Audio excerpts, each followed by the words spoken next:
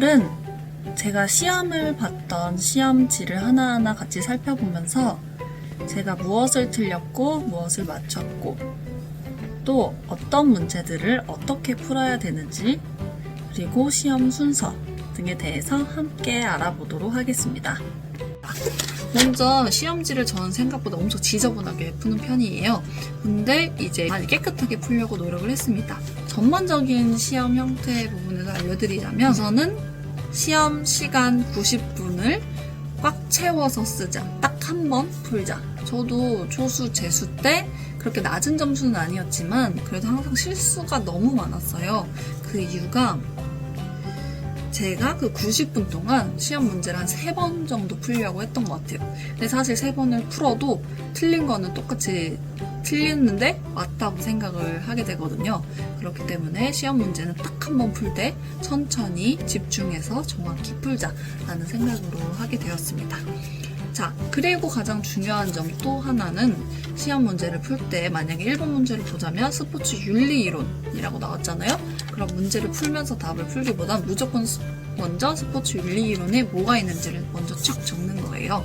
그래야 제가 잘못 생각을 하더라도 좀 객관적인 시선으로 바라볼 수가 있죠. 근데 만약에 하나의 단어에 꽂히게 되면 사실 이거밖에 안 보이게 돼요. 시야가 매우 협소해지죠. 그렇기 때문에 처음엔 좀 시야를 넓혀주고 그 윤리 이론들의 키워드를 처음에 먼저 작성을 해주고 문제를 풀어주는 게 좋습니다. 그래야 좀 더 객관적이고 안정적인 마음으로 시험을 풀게 되겠죠. 2번 문제를 보시면 기역과 니은에 해당하는 용어예요. 전반적인 그 엄마라고 부르죠. 그 명칭의 제목이 나오면 그 이론들을 옆에 다 작성을 해주시는 게 좋습니다. 2번 그렇게 해서 브루디유의 자본이법, 경제, 사회, 문화 이렇게 3가지가 있고 여기에 키워드를 옆에 다 작성을 해보는 거예요. 그런 다음에 가장 적합한 자본을 작성을 하는 거죠. 그래서 대부분 막 브루디유면 무조건 문화자본 이렇게 생각을 하시는 분들도 계신데 좀 더 이성적인 마음으로 생각을 해주시는 게 좋을 것 같습니다. 다음으로 또 팁을 드릴 게 문제를 풀 때 순서가 있었어요. 생리학이랑 최측병, 역학 이거는 제일 나중에 풀었어요.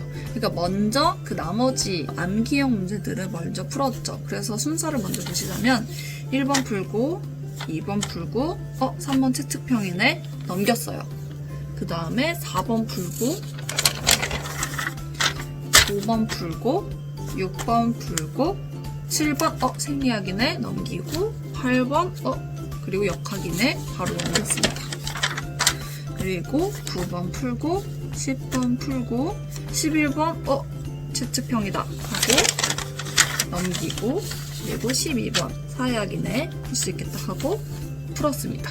그 다음에 다 풀고 다시 돌아와서 시간이 사실은 넉넉해요. 그렇기 때문에 좀 마음 천천히 먹고 3번을 풉니다. 그리고 남은 문제 이제 생리학 역학들을 천천히 풀게 되는 거죠. 사실 제가 만약에 이 순서대로 안 풀고 1, 2, 3, 4, 5, 6, 7, 8 이 순서대로 풀었다면 사실은 전 11번을 풀지 못했을 것 같아요. 근데 나머지를 싹 풀고 마지막에 이제 11번을 풀게 되었는데 사실 11번이 굉장히 어려웠잖아요. 근데 그래도 나머지는 다 풀었다는 생각이 이제 안도감이 들어서 좀 편안한 마음으로 풀다 보니 생각이 좀 잘 났던 것 같습니다. 그래서 이런 순서들을 좀 생각을 해보시고 사실 역학 최측편 같은 경우는 계산 실수로 좀 틀릴 수 있는 문제이기도 하기 때문에 시간이 얼마 안 남았다라는 생각이 들면 조금 조급해져서 시험 문제를 좀 풀 수도 없을 수도 있어요. 그렇기 때문에 이렇게 순서를 좀 구성하는 것도 좋은 방법입니다. 자, 그리고 다음 꿀팁. 자, 제가 시험 문제 이런 내용에는 엄청 지저분하게 쓰는데 이 문제 그 자체에는 딱 밑줄이 한정적으로 그어져 있어요. 이 밑줄의 의미가 뭐냐면 내가 써야 할 답의 개수예요. 그래서 1번도 보시면 밑줄이 기역 밑줄 하나, 니은 밑줄 하나 이렇게 그어져 있을 거고요. 2번도 똑같고요. 5번부터 보시면 되는데 자, 기역에 해당하는 용어를 교육과정 총론에 여기에만 이렇게 줄이 쳐져 있고 그러면 줄이 하나 쳐져 있기 때문에 답을 하나 작성하시는 거고요. 근데 마지막 동그라미를 보시면 개사책 모형의 주제 한 가지에 밑줄 하나 그어져 있고 이제 리을에 통한 교수 학생의 방향에 이제 또 밑줄이 2가지 쳐져 있죠. 그럼 이걸 딱 보면 한눈에 마지막 동그라미에서 답을 2개 써야 되는구나 라는 걸 알 수가 있습니다. 그래서 이 문제를 막 지저분하게 작성을 하는 것보단 밑줄을 한번 딱 그어서 내가 뭘 작성을 해야 되는지, 써야 하는 답안의 개수가 몇 개인지를 살펴보는 것이 중요합니다. 자, 6번도 똑같아요. 기역 밑줄 하나, 리은 밑줄 하나. 그리고 디귿의 밑줄 하나, 그리고 그 아래에 과제활동 수행 전중 후 의사결정 둘째 해가지고 밑줄 하나. 그래서 총 밑줄이 4개 있죠. 그래서 다들 보시면 아시겠지만 4점짜리 문제에는 4개의 답안을 작성을 해주셔야 돼요. 그래서 그렇게 밑줄의 개수를 좀 한정적으로 작성을 해서 여러분들이 답을 이걸 2개 쓰는 거였는데 실수로 하나만 적었다 라고 하시는 분들이 굉장히 많을 거예요. 저도 그랬고 항상.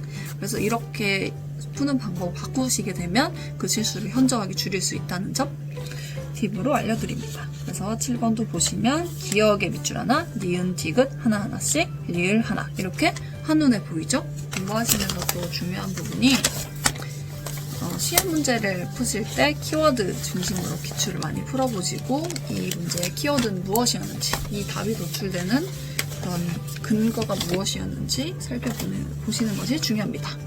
자, 아까 말씀드렸던 것과 같이 옛날에 시험 문제를 풀었던 것과 약간 비교를 해볼게요. 제가 초수 때 1차는 합격은 했었지만 떨어졌던 해에 시험지를 한번 살펴볼까요? 제가 이제 2018년도 A형 문제 거의 끝부분으로만 한번 예시로 볼게요. 자, 이것만 봐도 엄청나게 지저분하죠? 제가 원래 시험을 엄청나게 지저분하게 봤습니다. 그래서 여기서 이제 봐도 내가 뭘 적어야 될지 모르겠는 거예요. 시험 문제를 이렇게 더럽게 풀어가지고. 디귿에 해당하는 시각차단 기법의 유형을 쓰고 여기에서 중요도를 높은 순서부터 차례대로 제시할 것 이라고 적혀져 있는 높은 순서대로를 못 보고 그냥 막 적어버린 거죠. 그래서 이렇게 막 점수가 다 날아가 버리는 팁도 있었고요. 또 10번 문제를 또 보시면 여기도 또 지저분하게 내가 뭘 써야 될지 모르게 그냥 다 줄이 그어져 있는 걸 볼 수가 있을 거예요.